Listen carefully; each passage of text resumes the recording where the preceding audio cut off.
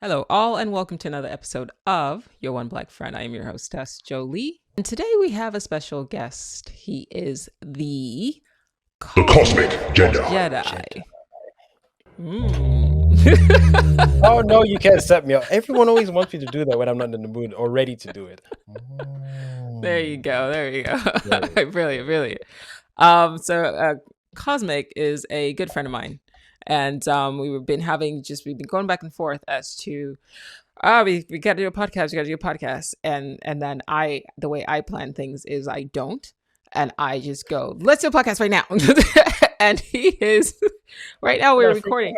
It is 4:41 p.m. in California. And it is, what time is it over there, Cosmic?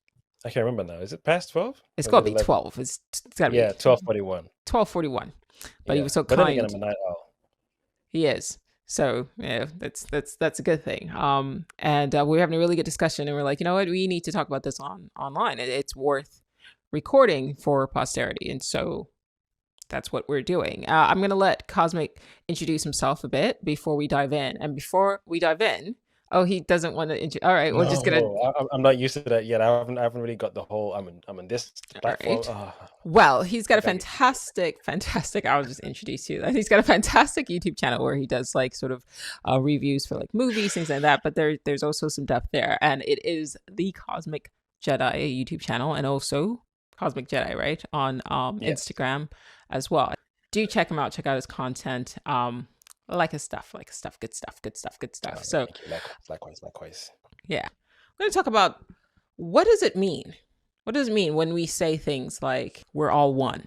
It almost feels like it's a bit of lip service, isn't it? Right? Because we kind of stop at that point. What do you then do with that information? How do you move? If you're saying we're all one collective consciousness, right? How does that apply to your day-to-day existence? Like you said, day-to-day life, we're all one. How does that apply? How does that look like? I feel I've learned this a lot from my mom and my grandmother through nature. Anything with nature it's clear that that's the evident. That's the main teacher, without having to bring in a necessary religious tone to it. You observe how nature operates and you just live by that code.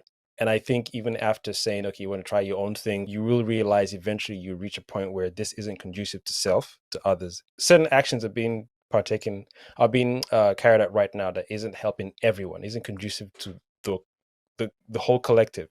Some people seem to be benefiting and others aren't. And then when you tend to have these conversations in particular circles, there's this whole narrative of this is the way it's been before. You either get with the program or you're lagging behind you, or maybe there's something wrong with you when you can see there's an imbalance in the system. Even I'm going through my personal journey of what's the purpose of this whole thing. Like from point zero, mankind, what's the point? Is this the whole purpose? And if so, then maybe like people like you and I, or myself and people like me, are just making noise saying it should be like this. We're programmed to cry and moan and complain, but this is the whole procedure. So in my mind, I'm thinking of, let's say of a hive mind. Let's say like Unity from Rick and Morty, right? So Unity has this ability to sort of take her consciousness and sort of disperse it across the individuals on a given planet. And then she sort of acts through different people towards a collective goal. What is the collective goal that we're supposed to be working towards if this is a collective mind? It's interesting to me that that character on Rick and Morty that I just referenced is named Unity, because I suspect that is the collective goal. Humanity seems a bit fractured. The collective appears to be suffering from a dissociative identity disorder. DID is when you take a whole individual and then they fracture into these different personalities, right? So it's an actual disorder. And that's typically caused by trauma. And I could take one person, and that person can have several egos manifesting in one body, in one mind, one brain. And that appears to be the case of the human race, of humanities as a species. Because it seems that if we are in fact, and we keep saying, there's people like us who keep saying, hey, we're all one. We're all one, we're all one. And those are the people that also tend to sort of get murdered. It's like the people that are clamoring like, hey, we should unite. They're the ones who get attacked. And that's something that's worth sort of paying attention to. But with the Yeah. ID, a lot of these different alters, as they're called, aren't aware that they're all one individual. And I think that you can take a step back, apply the maxim as above, so below to our species, and kind of see the same thing, that there's a small percentage of people who are aware that it is one collective, it is one mind manifesting itself in different ways, and it's been a recurring idea throughout time. But then there's another group of people, maybe a larger group of people, that tend to not want the rest to be aware and to operate in a way, as you've mentioned, that appears sort of fractured and almost injurious to the whole, right? So this, you see this recurring theme of divide and conquer, divide and conquer, divide and conquer, right? And who's doing the conquering? It's just sort of other humans conquering the rest. And if you think in terms of a hive mind or a collective consciousness, you think about insects, for example, you don't see that. Mm-hmm. Like, you don't see a beehive where all of a sudden the worker bees go, fuck this, and then they go and attack the queen. That's weird. It's like, if they behaved in that way, if you observed an anthill, for example, or an ant colony, and all of a sudden you watched, and all the different, like the soldier ants and things like that, decide that no, because they're more powerful, they're going to attack the workers, right? You would go, there's something wrong here. There's a dysfunction here. This is a certain level of a madness happening. Something's wrong with that hive. And that, I think, is the same thing that you're observing, where you're looking around and you're going, something's wrong with this hive, because there's a lot of these things happening over there that don't make any sense. Like, why are we doing this? This is damaging. This is harmful to us as a species. Yeah. Right. And I don't know if it's just, I don't know if I would agree with your point. It wasn't really your point, what you're saying, or maybe it's just, we're just saying stuff. I do think that it is our job, people like you and people like me and people who listen to the podcast. I think it's our job, just like worker bees and worker ants have their function within a society.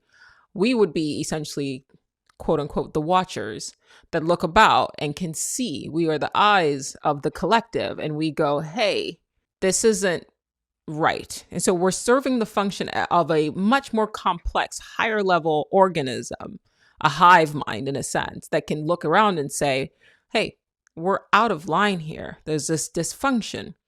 And then we point it out. I don't think there's anything wrong with us. I think that we are doing exactly what we're supposed to do, which is be the eyes of the hive, so to speak.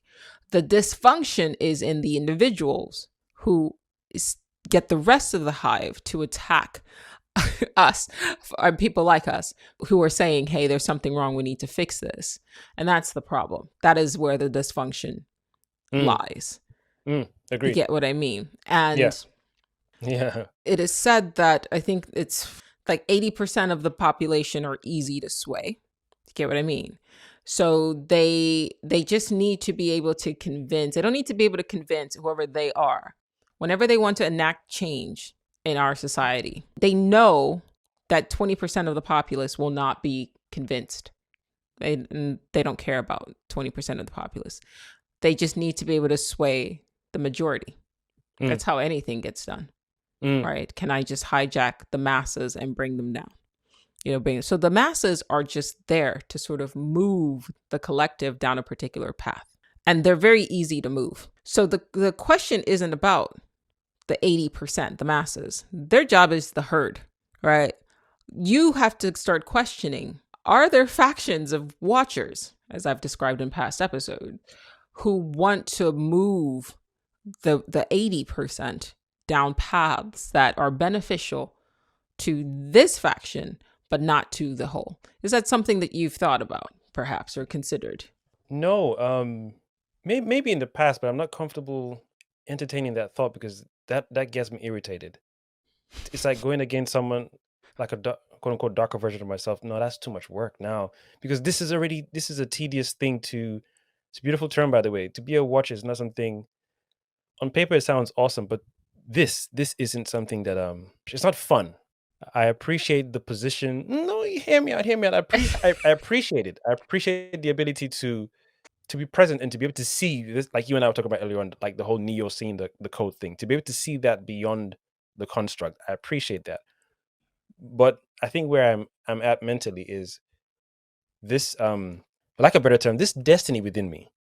I would like to complete it.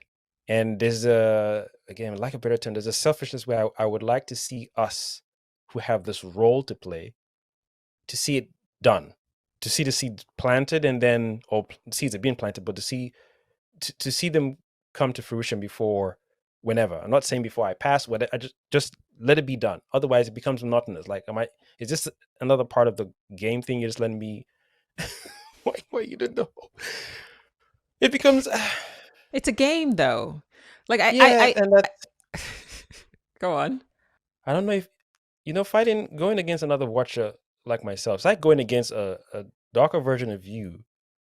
You have to come correct. I'm not sure if I want to go against other watchers who are going against the grand narrative. I'm not sure if that's something I'm comfortable with personally. That's why I haven't entertained that thought. I hear you, but as you talk, there's a part of me that's just going to be like, I don't think the universe cares what you find fun.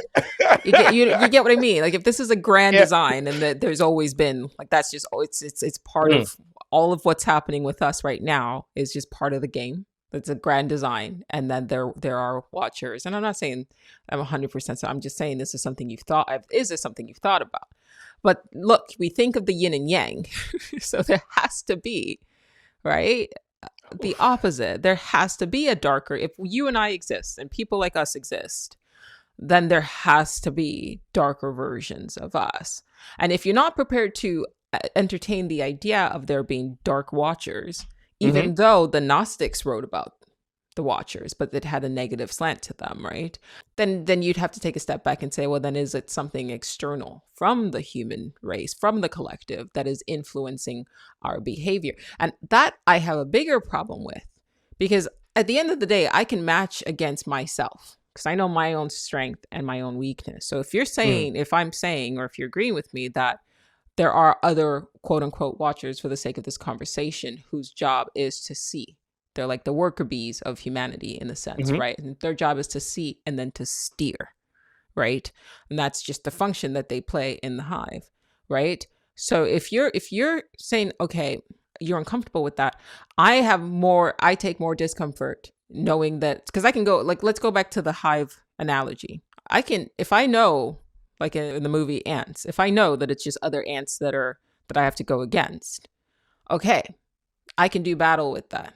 I could work with that, because then I know that even if it's a darker aspect of me, even if it's the yin to my yang or whatever, I know their strength and the weaknesses, same with me. But if you're saying, no, you're actually going against fucking humans. This is a whole different species entirely, something outside. I have a harder time with, because then I can't, how do you explain like a TV to a fucking ant? Like, I don't know. Like, that's beyond my pay grade. So I would much rather be quote unquote comfortable. I would be much more comfortable with this idea that as there is me, so is there a darker version of me, in sense of as there are watchers. Like a mirror version of you. That, okay, that's interesting, because that is interesting. And it's funny you say major, because this sweater, hold that thought, but this sweater, it's funny, is actually a mirror. This is actually, it's not inverted, even though it appears like, oh, the camera just flipped it. This is it's called a mirror verse sweater. It's from dressfordystopia.com, shameless plug. But when you put a mirror against it, it reads the correct way. And I just think it's very interesting that I randomly grabbed my mirror. I'm getting chills. I randomly grabbed my mirrorverse sweater, and now we're talking about, a mirrorverse. So carry on. I want to hear what you have to say. Actually questioning my thinking pattern or thinking process. I assumed my other version would have more attributes than I currently have. That was the first thought. I don't know why I went to that first thought, but I guess, as you said, the gaming thing, when you go against a darker version of yourself, they always seem to have a particular, I guess if you're supposed to kill the boss darker version of yourself, you're supposed to attain a new ability. So he will be fighting a little different than you, or doing moves a little different than you. I finished God of War recently, and Heimdall in God of War Ragnarok could predict your moves. That was the most frustrating boss battle in that game. And every move I did, I'm generally pissed when I'm playing certain games when it's boss battles. I'm just like, yeah, here we go again.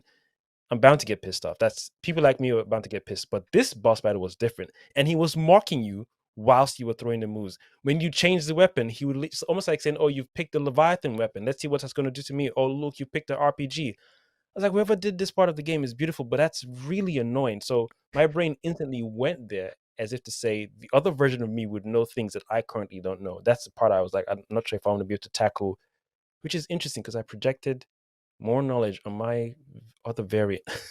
I gotta go check that one out later. Yeah, that's a psychological thing. I think you Yeah, could it do is. it. Why do you think that It is. I don't know why I did that, but it's interesting. Why are you giving that much credit to a darker aspect of yours? Yes, there is. I do explore that sometimes. I always say to myself, even when my mom and I talk, I feel there are two sides of me, and this side is the one where I'm familiar with. The other side, when things happen around the world with earthquakes and whatnot, I'm like that. I resonate more with that. That's more clean. I don't have to think. If I was a freaking tornado, I'm just here to do my job. Whereas this version of me, I'm having to pace. I don't want to repeat this one's mistakes. I don't want to repeat the mistakes of my this. So I'm constantly overthinking. Whereas the other thing is just pure. Sunlight is just sunlight. If it's a grenade, it just here to do its thing. There's this reset. If it's a supernova, there you go. All right, start again. Let's see if you guys will do better this time. I'm more clear-minded when I feel like that. And she looked at me and thought, dude, you need to read more of the Bible. I'm like, no, mom, you're not listening. You're not listening. That's what I'm saying. That's not the answer.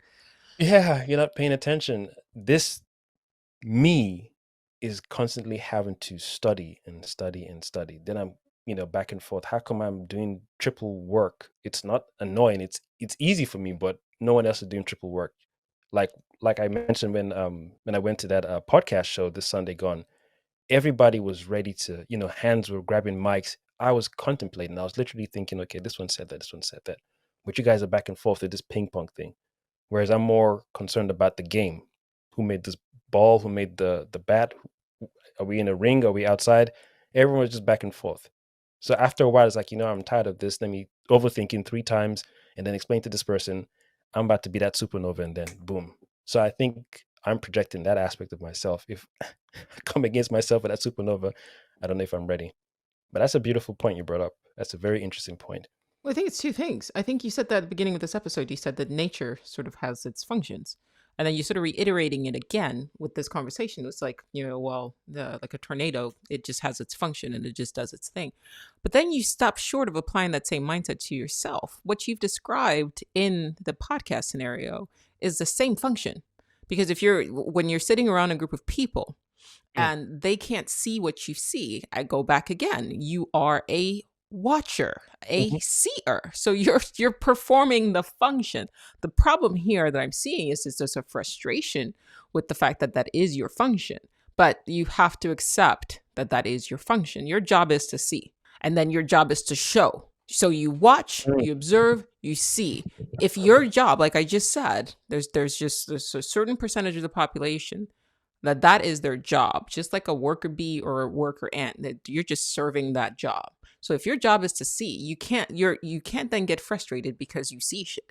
Your job is to serve your purpose, which is to show the rest what you see. I literally need you to think of humanity as a hive. And you look as above, so below, as below, so above. You look at I keep coming back to bees and ants and like the sort of the colony, and they work together in unison. Now imagine instead of worker bees, because we do have worker humans, right? You have but you also have kind of the sociopaths. They're playing their function. That's part of the hive, right? Because you need that antagonist in every narrative. So if this is a grand narrative, I put out an episode.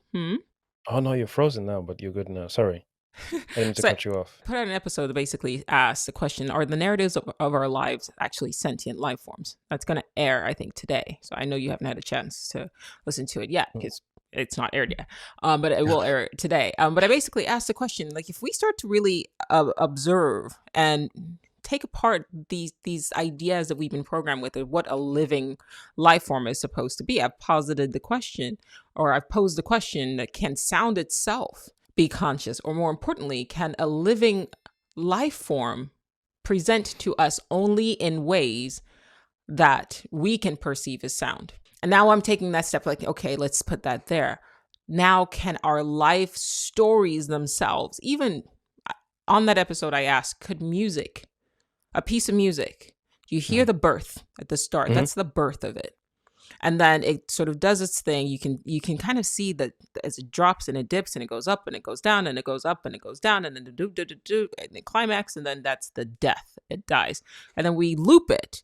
But how do we know that that's not like even our life story, the beginning of our life? Can our life itself be a symphony? From a far enough perspective, if somebody's really observing us from a different type of life form than humanity is observing us, can Kosmic be their favorite song?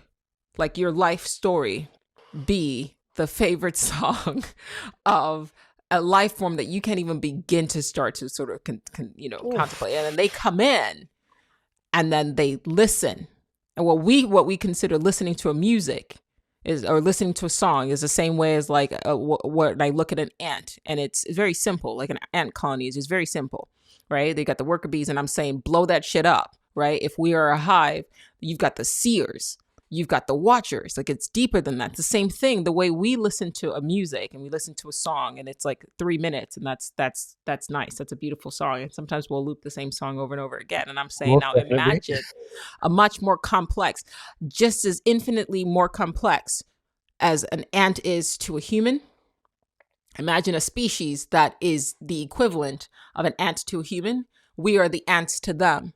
Do they listen to us? Do they become us and live our lives the way we listen to our favorite song? I'll say that again. Do they come in and do they live our lives the way we listen to our favorite song? And then just as you mentioned, going in and chopping bits up, right? So when you come back, now imagine a technology like that exists. But now that when you come back and you make different life choices, right? We've got the multiverse, and now you take a different path. Is that the same as chopping up parts? Okay, I don't like this. Let me edit this out, and I'm becoming a different story. And that is how these species listen to music. You are some multi-dimensional species' favorite song. And then this entire world, our entire reality, every single human, 8 billion people, not just now, but you take that, you spread 100 billion people over space and time.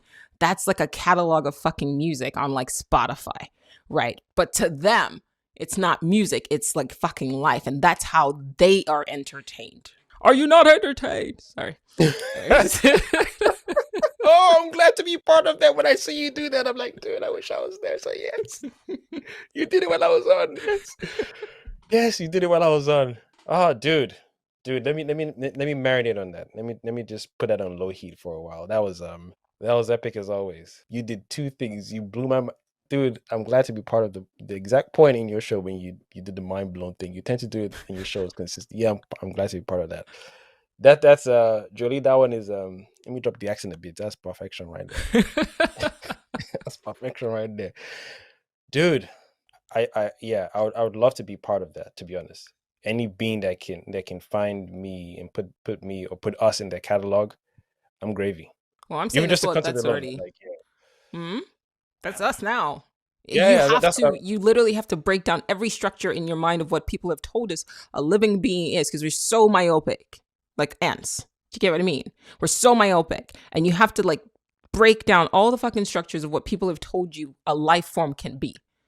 Right. And then you really have to take a step back and you start to really look at things. I'm saying like you are somebody's favorite song. Your life is somebody's favorite song. And there's going to come a time, and maybe you will become one of those individuals that create that app that we were talking about. I'm not going to talk about it because he's going to work on it and you guys will know when it's out. But that kid, exactly do what needs to be done and sort of chop things. But maybe that's what the eternal recurrence is. The eternal recurrence, when you are a living song, when you are a living symphony, in a way, when your whole life is a symphony to a higher being, then the recurrence that we have talked about, that Frederick Nietzsche talked about, you loop the same life over and over again, is that just it listening, the equivalent of listening, right? Every time, because I'll loop the fuck out of a song. Like, like Telling I me. will play the same Telling me. song on repeat over Yeah. and until I get Feels like tired of it's it, and then I'll personal play every time. something. But is that the eternal recurrence to a higher life form? Is that the equivalent of the eternal recurrence? And then when you reincarnate as a new avatar, is it just now the difference was just skipping a song and now I'm playing another song? Do you get what I mean? Like you just, like they talk about string theory. Like this is physics. They say that once you go beyond just like, like atoms and then subatomic particles, and then you get the strings, and they say it's a vibrating beyond like quarks and things. Then you have this, like they say it's everything's vibration. There's strings. Well, to me, you tell me there's strings. Like some of my favorite instruments are string instruments. Like give me the violin, the double bass, the cello. That tells me music on some level. This reminds me also of the Futurama episode where you can kind of play this instrument, and then as you play, the visuals come up, right? Fry was playing this like sound instrument and you played it, and as the sound made music, you could make, so you could see scenes play out based on what he was playing. And then there's a song called Oceanic Subterfuge by the guy from System of a Down, Serge Tankian.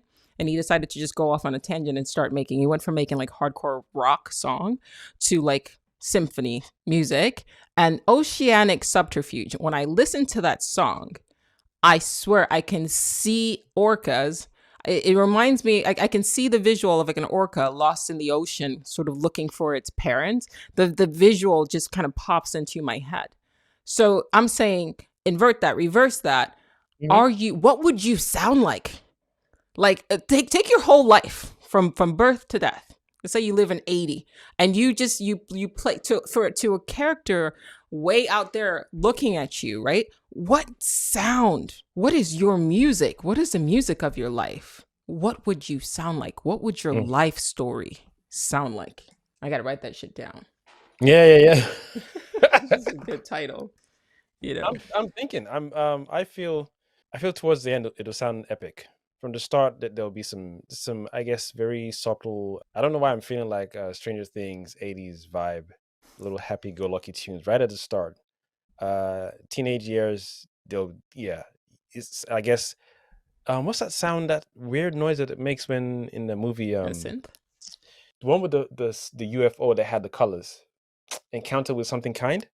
Oh, Close Encounters of the Third Kind. That's the one. Yeah, there's a Okay. weird sound they play when the spaceship appears. It's this weird, almost like that Interstellar typical sound thing. Okay. I think teenage years it'll sound like that, but early 30s into my current cycle, yeah, towards the end it'll sound epic. I'm feeling it'll sound epic. It better sound epic to them. Well, you're the one They can let listening. me know. And maybe you're editing.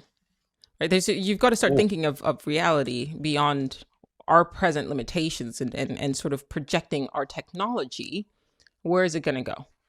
And then if you can project yourself 10 years, 15 years, 100 years, barring some fucked up like tragedy rather, to the human race. Yeah. If you can project yourself, then there's going to exist technologies like Kosmic and I talked about, or the technologies where you play something, you play a sound and it creates a visual.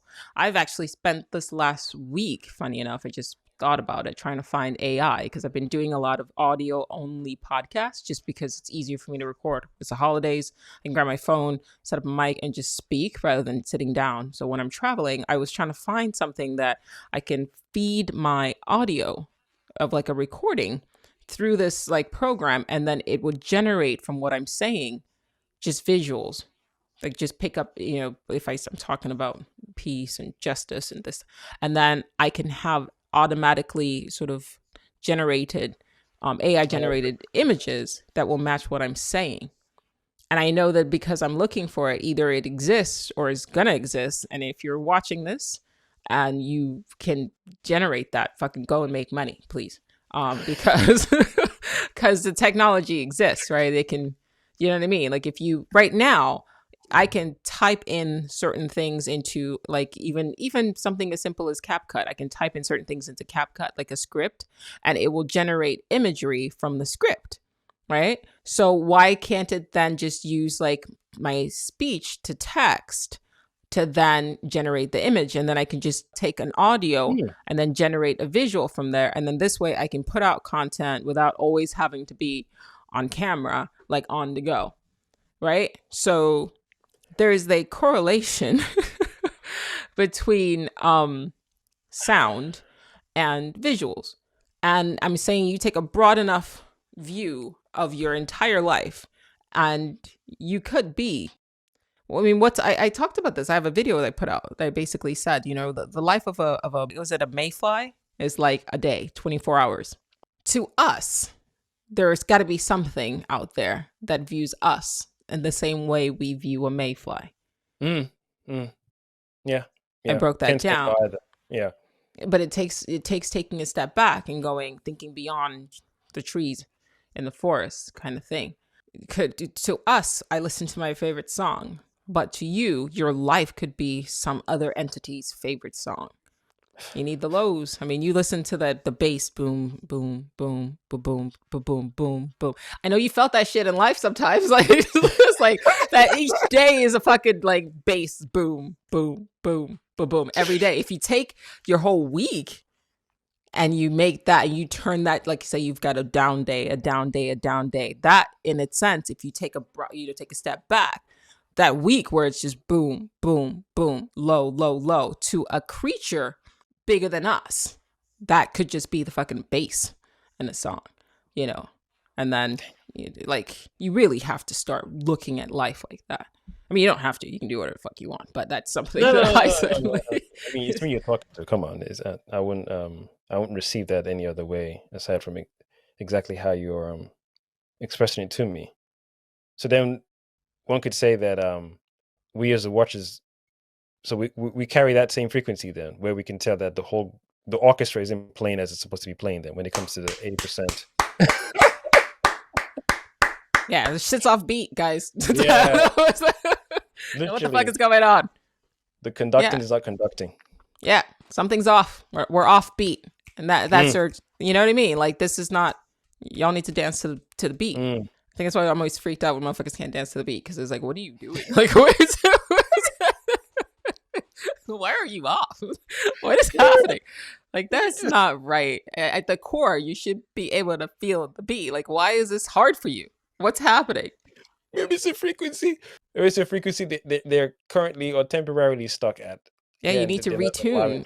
Yeah. Yeah, definitely. or you're listening to something completely different. What are you listening to? Because that's not what the rest of us are vibing on. There's a dissonance there. Yeah, sort of thing. Conscious dissonance. Yeah. I definitely appreciate that vantage point for sure. It makes the ride a lot more smoother now. And that's one of my favorite roles when it comes to watching the because you mentioned Watcher, so it ties into the What If series on Disney Plus right now. Season 2 is coming out. Uatu is the Watcher that he's having to step in at particular times, and he also states he can't step in at any time because of a grand rule or grand reason, but sometimes he can step in and alter a few things. So even watching that as well is interesting to watch when he chooses to step in and whatnot. What show's that? I did wonder why it's called the What If series on Disney Plus. I think it's taken from the comic. Yeah, literally What If. I think it's supposed to be, for example, what if T'Challa was born in Kansas, for example, rather than Wakanda? So that whole what if the superheroes we're currently used to had a different origin. Just like I think Superman had the same thing in DC, where what if he landed in Russia rather than, where did he come from again? Interesting. Kansas. That's the one. I What believe. if the spaceship, the trajectory landed somewhere else? Would we still have the same Clark Kent, Superman, all the attributes? Definitely would not be named Clark Kent. Exactly. So just I love that aspect in terms of a grand scheme of things. The show, yes, and I feel Marvel can definitely milk that if they do it well, movie wise. I mean, everyone loves the animated series. I don't mind it because it's something better than nothing. But I feel you can still definitely do something else with that live action. Some people resonate more with live action than animation, and vice versa. To tie it back to music and the app that I said that you should generate, it's the same concept, isn't it? You're taking a song, and we'll call that song Superman, and then you're chopping and screwing and remastering it. You're taking bits out. And what if instead of doing this, like it still sounds like Superman, but what if instead of doing this, we do this? What if instead of doing this, I do this? Do you get what I mean? And that's our lives. That could be our lives, right? When we talk about the many worlds interpretation and the multiverse. There's a song that I posted, linked it to a video of my painting, is the most recent painting. And I'm going to pull out the title of the song. I'm going to try to play it, see if I can play it. It's called Cafe. It's by Cafe del Mundo, and it's called Dance of Joy. Cafe del Mundo, and it's called Dance of Joy. Gracias. But I was listening to that shit, and I'm like, this shit sounds like Get Lucky. Well, you want me to play it again? We're up all night to get lucky. Yes. Oh my god. Yes, definitely. Now you said it, definitely. That's a lawsuit. Is there any lyrics on top of it? Nothing, no vocals? No, it's just I was on just scrolling through, and I wanted to put the video, and I saw that, and I was like, oh, this sounds cool. And then I'm like, wait, that should sound like Get Lucky.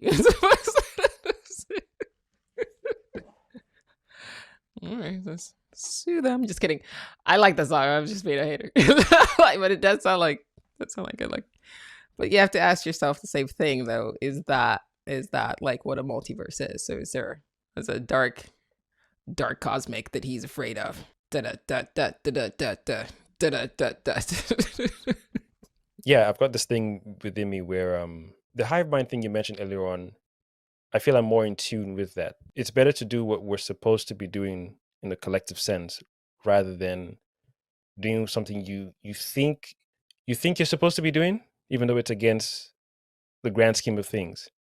And within me, I've got this thing where it's like there's a list of things I want to do and I'm here to do, and I want to make sure I get this thing done off the list. And I don't know where that task thing is coming from, but it feels like that sometimes.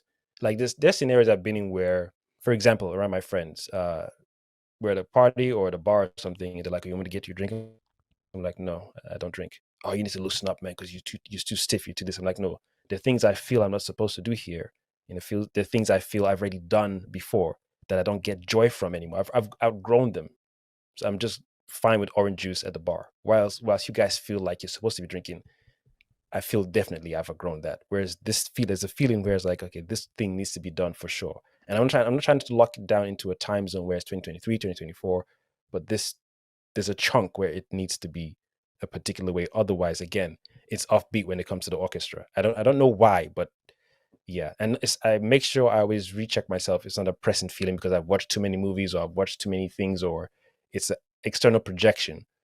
But there's a feeling where I do tend to take them a second. Let me rejig and make sure it's a central core thing and a hive mind feeling, or wherever this orchestra thing is coming from.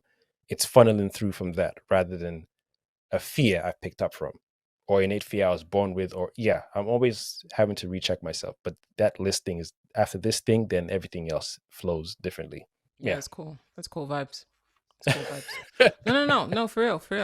Yeah, and once again, even to kind of tie back to what you said about your friends, like that's what they're supposed to be doing because that's why they're doing it. You know what I mean? Like everyone's just, if this is a symphony, you guys have heard me talk about, the illusion of free will, and sort of leaning into like, hey, you've got to serve your function and the narrative itself. You could argue that the narrative of our lives could also just be sort of the metronome in which our paths are directed, or the song, or the note, or the, the I forget what it's called when it's music and it's a script, right? So it's just the sort of the notes, whatever. That's just I don't want to be out of tune, kind of thing. Yes. So yes. It should be enough when you're out in public. I don't drink either. It's not a vibe for me. Yeah, literally that. Literally, it's like, okay, yeah. Oh. Yeah, but it's not to judge and to say to other people, well, you don't drink. That's their note that they're supposed to be playing. Then let them play that note. You know what I mean? But we should be thinking more in terms of a grand, symphony. You know what I mean? And my job is this is my note here.